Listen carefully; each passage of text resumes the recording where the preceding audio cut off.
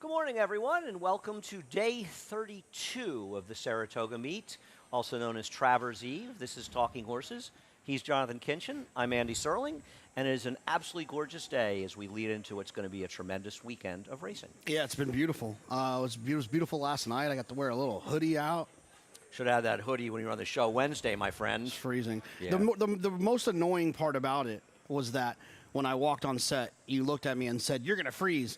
And I was like, and then when I started freezing, I was like, oh, he was right. It's very bad when I'm right. Fortunately, it happens very rarely. I actually felt bad. I literally meant to text you like an hour and a half earlier to say, Jonathan, please listen to me and at least bring a sweatshirt with you because I was wearing a suit and it was cold up here. The wind was blowing. We're tough guys. We really are clearly two extremely tough guys. You, however, are going to toughen up when you join NYRA Bets. Use the promo code SPA200. We'll match you with $200 of your initial deposit. What do we have else, Eddie? We got the contest, $300 buy-in, post time tomorrow. Play through NYRA Bets, nyrabets.com/contest. We have a $10,000 hit and split, late pick 5. Opt in over that at NYRA Bets. Takes about a nanosecond to do that. We've got a cross-country big 5 as well, with a couple at Monmouth, as well as 3 here, closing it out with a very competitive and interesting Yaddo that Jonathan and I will be talking about. And we also have the show, 1 to 3 in FS2, 3 to 6:30 in FS1, and the show is going to be a little shorter today because the dunk tank is calling. Are you doing it during the first show? You couldn't because you're on the air. Likely excuse. I will be in the dunk tank. I think it's over by Dunkin' Donuts. If it's not, I won't be on it because I won't be able to find it. So if somebody from Best is listening and it's somewhere else other than it was last year, let me know. Good charity, Best. Great to give them a few dollars. And if you want to come over and try to dunk me, be my guest. I know Dave O'Rourke is doing it as well. And I think Cody Watkins, the Jockey Club steward, starting out to do it. But we'll be doing that. It's always good to try to raise a few dollars for a very worthy charity. The Backstretch Employees Services team always give them a few dollars if you can. The chaplaincy as well as the BCCAA, very, very good charities for the people, the backstretch workers here at the New York Racing Association. Race number 1. So Cristobal is even money, and I think was 4 to 5 morning line. Did have a little bit of trouble in this race, and kind of gets blind switched, steadying behind horses in the stretch, and thought ran a very good race. I'm trying to beat him, however. Yeah, I just thought this horse has a good race, ran well enough that day. The pace was honest, so it was a truly run race. Just felt like he was going to take a step forward, adds the blinkers in here. Just all signs point to improve, and I felt like if this one improves, one of these firsters are going to have to be pretty darn good. Yeah, I'm going to take the 4-3-13 as evidenced by yesterday's last race. You want the speed out of the races. And yesterday's last winner, while finishing 5th, had run actually a lot better than it looked, being the speed in a race against a bunch of horses that finished ahead of her. But she was the speed, and Side Speed did well in the two main track races. Whether it was the rails being down or they just happened to be the best horses remains to be seen. But I'm going to take 3-13 as the speed in here to reverse that decision and perhaps beat the heavy favorite. Anybody else? No, the rest of them were just needed to be used. Both of the second dams of the 5 and the 6 were nice turf horses. There's nothing immediate, but maybe if they take to the grass and like it, I felt like one of those two could possibly win first out, but not necessarily with trainers to give you a lot of confidence first time out either. Yeah, but the 5 is a war dancer, so there is turf there. Race number 2.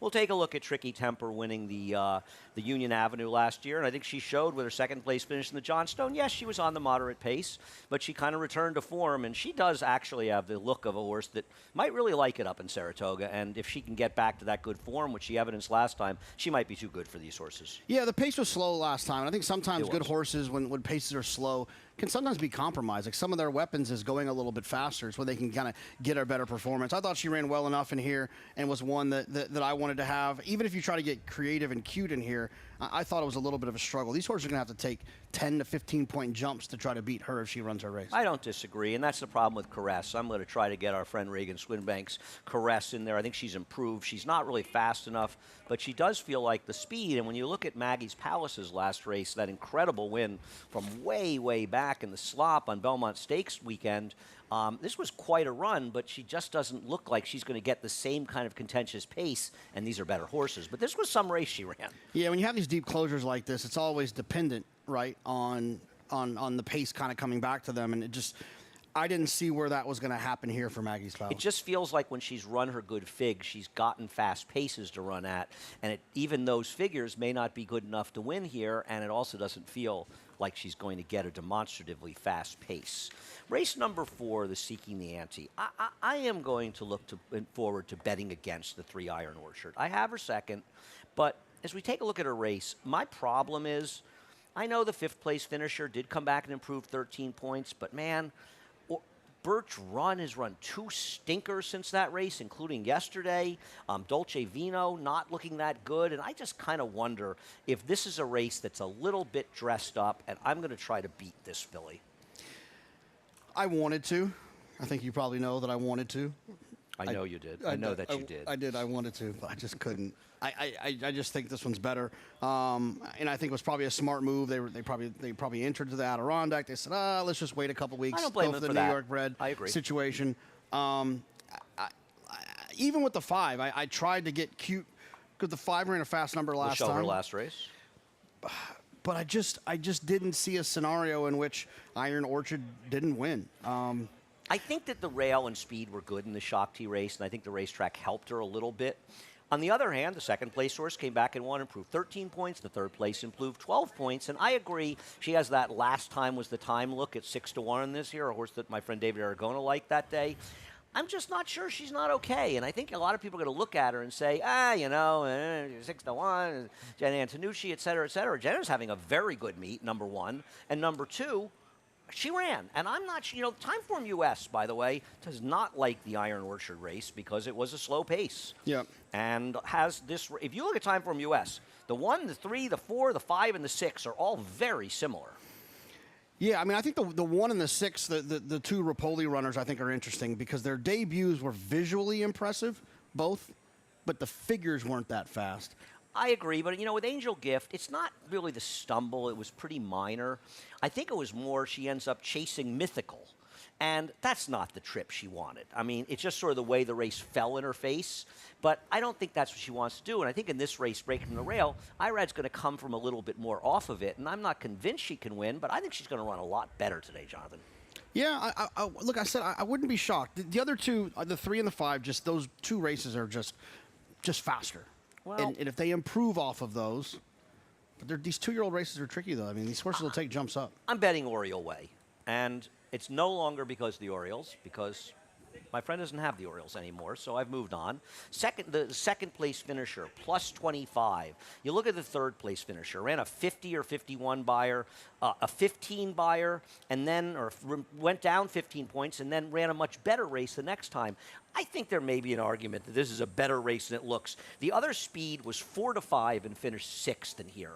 So I have a feeling that this is the kind of horse that's going to get completely ignored, a low figure, coming from out of town, and I have a feeling that Oriole Way is a little bit better than she looks. So I'm going to bet a few dollars on her. I like it. I see a little shot. Yeah, of course.